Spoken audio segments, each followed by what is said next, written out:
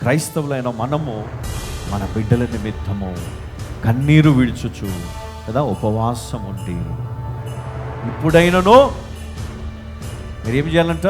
దేవునికి మొరపెట్టాలంట. అప్పుడు దేవుడు కనికరమును చూపిస్తాడు. ఏం చూపిస్తాడు?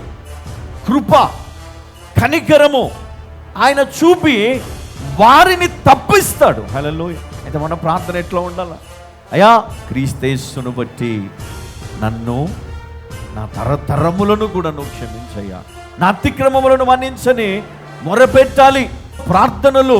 ఎందుకంటే మన జీవితాన్ని మనము పరీక్షించుకొని దేవుని సన్నిధిలో ఉపవాసముతో మనము రూపాంతరము చెందాలి. హల్లెలూయా.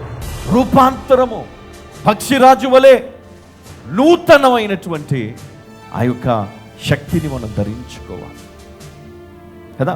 దేవుడు శక్తి కూడా ఇస్తాడు. మనము బయట మనం చూసినప్పుడు, మరి చెట్లని మనం చూసినప్పుడు, మరి ఒక సీజన్ వస్తుంది. అది వచ్చినప్పుడు ఏం జరిగింది? మొత్తం ఆకులన్నీ కూడా రాలిపోయి అది అందవికారంగా మారిపోతుంది కదా. అదే వర్షాలు పడ్డ తర్వాత, చిగురు వచ్చిన తర్వాత దానికి మళ్ళీ తిరిగి అందము వస్తుంది. అంటే కొంతకాలం ఏం చేయాలా? వెయిట్ చేయాలా. అప్పుడు మనం మౌనంగా ఉండి దేవుని సన్నిధిలో మొరపెట్టాలి, ప్రార్థనలు చేయాలి.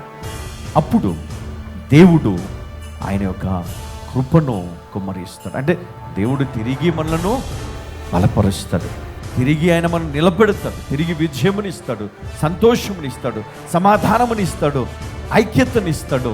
కోల్పోయినటువంటి ఆ యొక్క సందడి మళ్ళీ మనకిస్తాడు. ఆ సంతోషము, ఆ సమాధానము, ఆ ప్రేమ ఈరోజు లేకపోవచ్చు, కానీ దేవుని సన్నిధిలో ఎవరైతే ప్రేయర్స్లో నిలకడగా ఉంటారో వారు కోల్పోయినవి అన్నీ కూడా తిరిగి పొందుకుంటారు. హల్లెలూయా.